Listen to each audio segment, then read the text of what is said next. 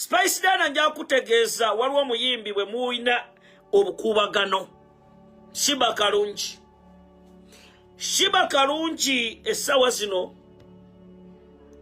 she was compromised. She was compromised. Era ne bamubuuza baani ba opponents bo abakutawanya. Baani ba opponents bo abakutawanya mu music industry. Sheebah Kalungi, the sweet mama, abakulu ne ababuulira Spice Diana yaleese obuzibu. Museveni ali mu kwezimbira industry eya music ey'abanyamulenge okulaba nga bo tebavaayo kwogera ku nsonga z'abantu, bategeke ebivvulu bya mukwano bya kwesudiya. Era ntegezeddwako nti Sheebah Kalungi, the sweet mama, bwe bamuwa ettooke lye n'ensimbi ze n'awaayo namukwaya ajala gwe bayita Spice Diana.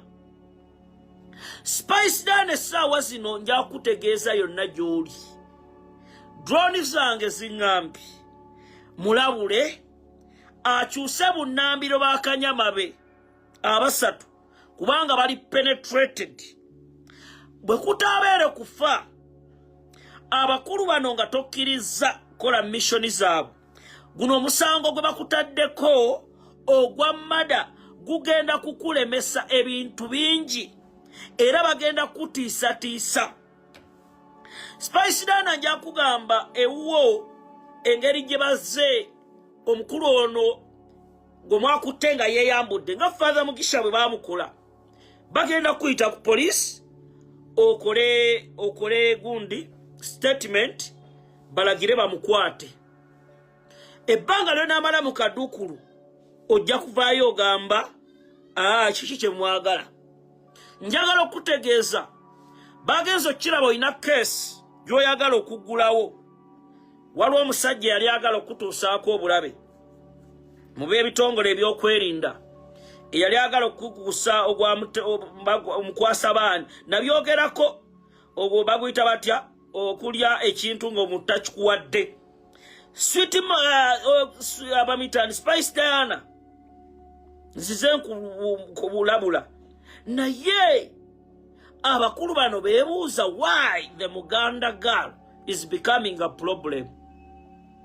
Luno olutalo Sindi alulimu, luno olutalo Sheebah Kalungi alulimu, Juliana Kanyomozi, bonna bagamba why this girl.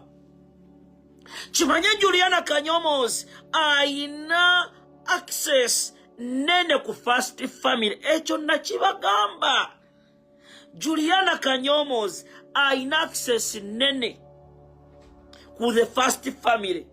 Spice Diana nkugamba ebigambo bino baagala era bala mu baatu ne bagamba twamuyita ku gundi ya muwoza ayimbe. Spice Diana n'agaana ne bagamba what is behind this girl, nga bakimanyi nti essaawa zino abantu bakwagala nnyo, olina following y'amaanyi ku Facebook. Ne bagamba tulina okumunyiga k'ekisango ekigenda omulemesa mu mbeera yonna. Wuliriza emboozi, njagala okutegeeza Spice Diana bino byonna bigenda mu maaso, naye olina okwebeereramu kubanga abasajja tebakole bulungi.